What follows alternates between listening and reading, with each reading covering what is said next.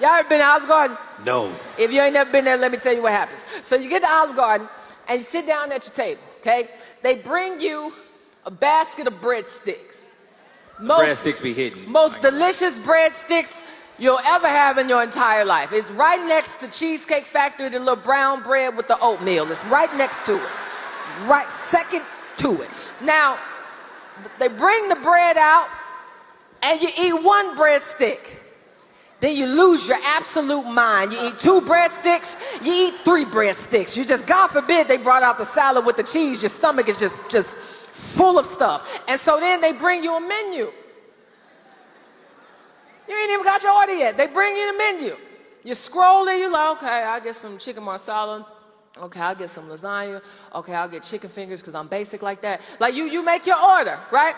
Then when the waitress comes out with your meal, some strange happens where you realize that you don't even want what you thought that you wanted.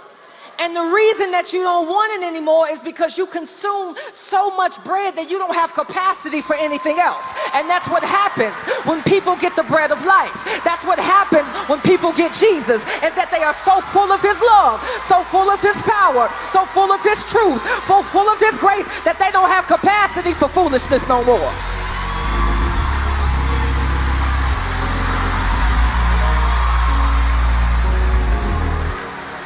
Because the thing is, we be saying certain things about Jesus so much that we forget how much it hit. Like Jesus is over here saying, I'm the bread of life. Have you ever eaten bread before? When you eat bread, it holds weight in your body. And so Jesus is saying, I ain't just here to save you, I'm also here to satisfy you. You better teach. I ain't done. Then you got Jesus talking about, I have living water.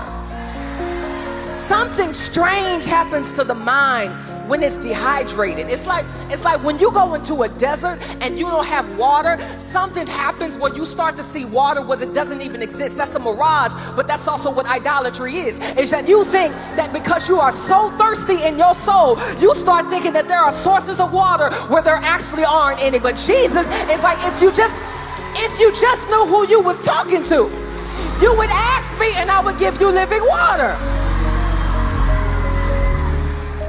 So that's all I'm saying, is that when you preach Christ for real, when you teach God for real, when you exalt him for real, that is what changes the passions of the people. And so if we want people to stop being deceived, we got to help people love God more. Amen.